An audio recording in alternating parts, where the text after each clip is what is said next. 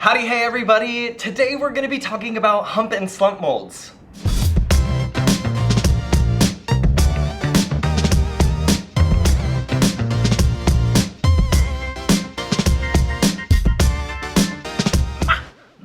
Today we're going to be learning how to make bowls and platters with hump and slump molds without having to use a pottery wheel at all. We're just going to be using slabs. Molds are a tool that we use to create ceramic forms, all different sizes and shapes. Everything from a wee little bowl like this to some really big platters, you can even go bigger than this, to some like absolutely ginormous bowls as well. As you can see, I have a lot of different materials of molds in front of me, and each material has its own advantages and disadvantages. Plaster and ceramic forms are really nice because we don't have a lot of issues with the clay sticking to the form. However, the clay dries out way quicker than like a plastic or a glass form. With plastic and glass forms like these, we have a little bit more time as the piece dries out slower. However, if you don't prep your mold properly, the piece can stick inside of these, and that's no fun. You can use molds to create so many different things, from pie plates to platters to giant bowls and everything in between. So what's the difference between a hump and a slump mold? A hump mold refers to a form that is convex in shape, meaning it looks like a hump, like a camel's hump. We use this mold by laying a slab of clay down onto the top of it and creating a mound. A slump mold refers to a concave form in which we would put a slab down on the inside like this. Today we're just going to be using these two molds, so I don't really need the rest of these. So the tools that we're going to need today are going to be our molds, either a rolling pin or a slab roller, which we'll use over there. If you don't have either of these, you can also use like a wine bottle or soda bottle turned on its side if it's like super flat. But we're all about funky here. It's always good to have like a needle tool or a small knife, and as always, a wee cup of water. I like to have a metal or a rubber rib on me too to help smooth out surfaces.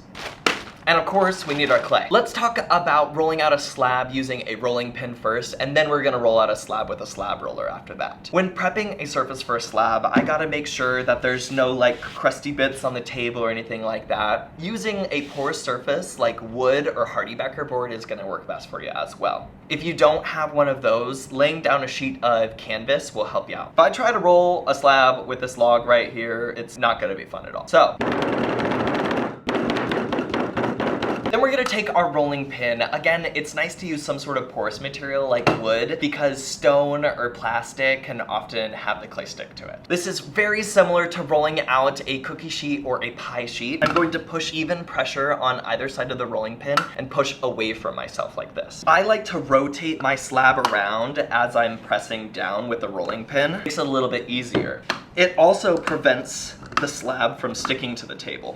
This is most definitely a practiced and earned skill, so if you don't absolutely nail it the first time, that's okay. Give yourself a little bit of grace. Talent and skill really is just time spent and a desire to be better. When I worked in my first studio, our slab roller broke pretty soon after I started, and the pottery I worked for was a hand builder, which meant I learned how to roll many slabs with a rolling pin rather than a slab roller. So even if you have a slab roller, I think it's a super useful skill, and that's good enough for me. Now we're gonna roll out a slab using a slab roller, which is a little bit easier, but it's not necessarily better. Let's go. I flattened out my clay slightly so that'll be easier to go through the roller. I'm gonna place my clay in between these two sheets of canvas so that it doesn't stick to the roller. I can set the thickness of my slab using these two dials on either side, and then I use the roller to do the rest. It's important to start your slab out pretty thick and then work your way down to as thin as you want, because some slab rollers have a hard time going just like super thin all at once. I pull the blanket so that the clay is touching the roller, and then I start cranking this lever, and voila, it's a little bit flatter. We're gonna repeat this until it's as thin as I want. I want mine just a little bit less than 1/4 of an inch thick. A lot of slab rollers leave texture from the canvas, so we're gonna talk about how to smooth out some of that texture next. Before we use this slab to make a bowl, what we're gonna do is smooth out all of these little like crinkly details or the texture of the slab roller with one of these metal ribs. You could also use a rubber rib if you wanted to. I kind of bend the ribs slightly, and then I lightly apply pressure and smooth across the surface like this. Make sure not to slide your fingers along the ribs because you can cut your fingers and I don't want that. Now that we've prepped our slab, we're gonna bring over the mold that we're going to use. And I'm gonna just lightly lay it on top like so. Then I'm gonna take my needle tool and I'm gonna cut out our bowl shape. Just because this is a round bowl doesn't necessarily mean that we have to have a round shape. I could cut out a triangle, bird, or a rectangle and drape it over this form just the same, and you can make a lot of really interesting shapes that way. But today, we're just gonna do a circle. It's gonna be a wonky circle, but it will be a circle. If I wanted to cover this entire mold, I have to be sure to cut pretty substantially outside of the form, like a bubble cut. Because if I just cut right up against it, it will be smaller than the piece itself. So I'm gonna show you what that would look like if I were to just like cut out right next to it. It's my slab cutting song, apparently. Then I'm gonna remove this and set it aside, and then carefully remove the mold. We are left with a circle. I'm gonna use water and just kind of like smooth out that rough edge from when we just cut it, but do whatever floats your boat. Then I'm gonna take my slab and I'm gonna lay it on top of the mold like this and just add light pressure. Because we're using a plaster mold, I don't have to prep the surface of the piece because I'm not worried about the clay sticking. You're at low risk for having clay stick to plaster because it's a porous material, so it's like super easy to take the piece off. Y'all know I love my texture, so I'm gonna take a little stamp here, and this is a good time for us to be able to stamp the outside of our piece, like so. Because we have the support of the mold on the bottom, it makes it really easy to get some really awesome textures. Repetition is your friend when using stamps. Now, if I wanted to, I could take this piece directly off of the mold when it's ready and put it on the table without a foot, and it would be just a dandy bowl. But if you want to add a foot to your bowl, this is how you would do it. I'm gonna just roll out a coil.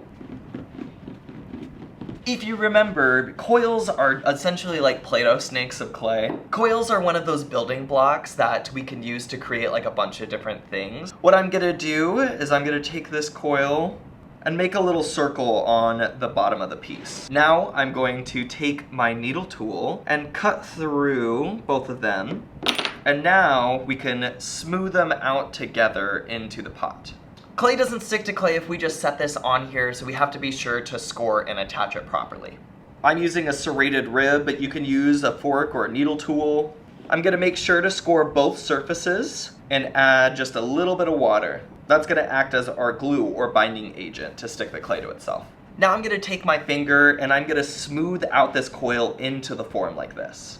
Now this is just one way that you can add a foot to your bowl. If you wanna go watch my pinch pot video, there's another way that you can add little tripod legs that would work great for this. So how do I know when my bowl is ready to come off of the mold? The clay needs to be dry enough that it will hold its shape without collapsing in on itself, but not so dry that it's like completely waterless. Sometimes if you leave a bowl or a slab on a mold like this and it dries out completely, it can crack. As clay dries, it shrinks. So if the mold doesn't allow for some of that shrinkage, it'll crack all the way down the side. Plaster can also cause the clay to dry unevenly, so as soon as the clay can hold its own shape, we should take it off of the form. I like to take my bowls off of the form just by kind of like wiggling it slightly all around like this to help separate it. And then you lift it off just like this, and there we have it. Now let's talk about slump molds. Plastic and glass are not porous surfaces, so the clay can really easily get stuck to the inside of your form and then you can't take it out. You can prep your mold a couple different ways. One being pretty simple by just laying out a plastic without any seams into the form. And then when you're done using the mold, you can just lift the plastic out and the clay will come with it.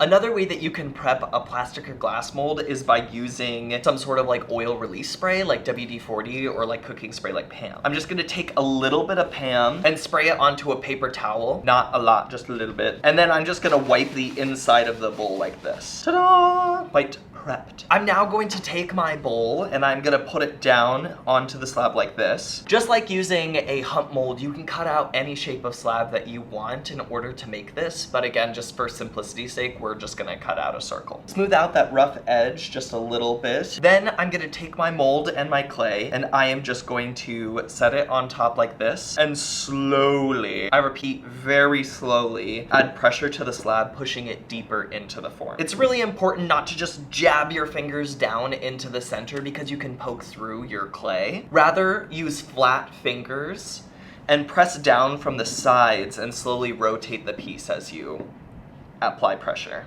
Don't poke through your clay. See how I'm rotating the bowl?